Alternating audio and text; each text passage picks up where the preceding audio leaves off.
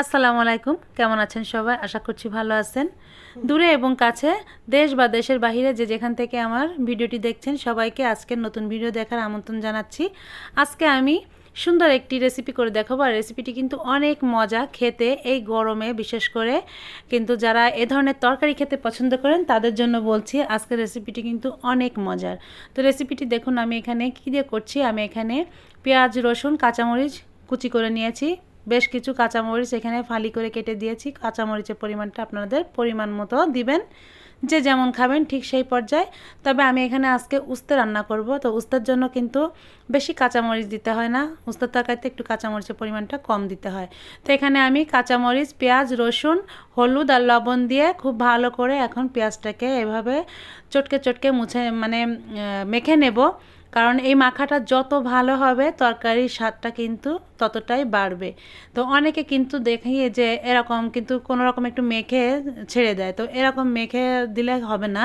খুব ভালো করে পেঁয়াজটাকে হাতের ভিতরে যত সময় নরম না হবে তত সময় এভাবে কচলে কচলে মেখে নিতে হবে। তো যখন দেখুন মাখা হয়ে গিয়েছে, তো আমি কিন্তু তেলও একসঙ্গে দিয়ে দিয়েছি পেঁয়াজের সঙ্গে, তো সেটা বলতে অবশ্য মনে ছিল না।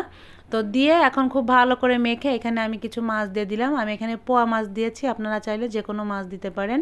তবে এই মাছটা নদীর মাছ যেহেতু, এজন্য আমি এখানে মেখে দিয়েছি। আপনারা চাইলে অন্য কোনো মাছ দিলে সেক্ষেত্রে ভেজেও দিতে পারেন। তবে কাঁচা মাছটা খেতে ভালো লাগে এইভাবে রান্না করলে, ভেজে রান্না করার থেকে এইভাবে মাছটা মেখে রান্না করবেন, দেখবেন এই তরকারিগুলো, বিশেষ করে হাতে মাখা তরকারিগুলো একটু স্বাদ অন্যরকম হয়, খেতে কিন্তু খুবই ভালো লাগে। সেক্ষেত্রে মাছটা কিন্তু এভাবে কাঁচা মাছ দিলে ভালো লাগে। তো এখন আমি মাছগুলোকে বলক আসার পরে তুলে নিয়েছি। মাছটা 2-3 মিনিট জাল করে তুলে নিয়ে এখন আমি এখানে কিছু আলু কেটে দিয়েছি। আলুটাকে কিছু সময় এভাবে খুব ভালো করে যে পানিটা ছিল মাছ কষিয়ে নেওয়ার পরে সেই পানির ভেতরে দিয়ে এইভাবে আলুটাকে কিন্তু কষিয়ে নেব কিছু সময়। তো আলুটা যতটুকু কষানো হয়ে গিয়েছে দেখতেই পাচ্ছেন, একদম যে ভাজা ভাজা করে নিতে হবে তা ঠিক না, যতটুকু সম্ভব ততটুকু আমি কষিয়ে নিয়েছি, যে হাফ সেদ্ধ হয়ে যাবে আলুটা, সেই পর্যায়ে আসলে আমি এখানে ঝোল দিয়ে দিচ্ছি। ঝোলের জন্য যতটুকু পানি অ্যাড করার ততটুকু দিয়েছি। এখানে কিন্তু বেশি পানি লাগবে না, সেই অনুপাতে আর কি পানিটা দিয়ে দিয়েছি। আপনারা যারা রান্না করেন তারা তো বুঝতেই পারবেন যে কতটুকু ঝোল দিলে হবে। ঠিক সেই পর্যায়ে ঝোল দিয়ে দিব।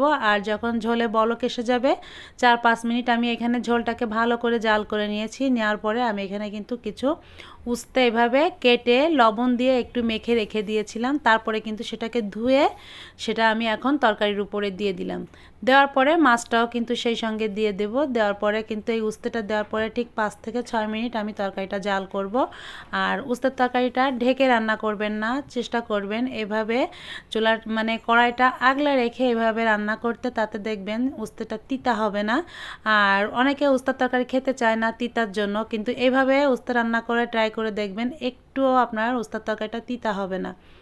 যাই হোক, উস্তাটা কিন্তু এটা চুলার আঁচটা একদম বাড়িয়ে দিয়ে একদম এইভাবে রান্না করতে হবে। উস্তাটা কিন্তু অল্প আঁচে যদি রান্না করেন তাহলে কিন্তু উস্তা তিতে বের হয়ে যায়। এই জন্য 5-6 মিনিট উস্তাটা দেওয়ার পরে জাল করবেন, তত সময় উস্তার যে তরকারিটা এটা খুব সুন্দর করে জাল হয়ে যাবে। আর চুলার আঁচটা এই পর্যায়ে বাড়িয়ে রাখবেন, বাড়িয়ে রেখে কিন্তু চুলার আঁচটা তারপরে কিন্তু তরকারিটা রান্না করতে হবে। তো দেখুন আমি তরকারিটা রান্না করা প্রায় হয়ে আসছে, আর এর ভেতরে কিন্তু মাঝে সাঝে এভাবে নেড়ে চেড়ে দিচ্ছি।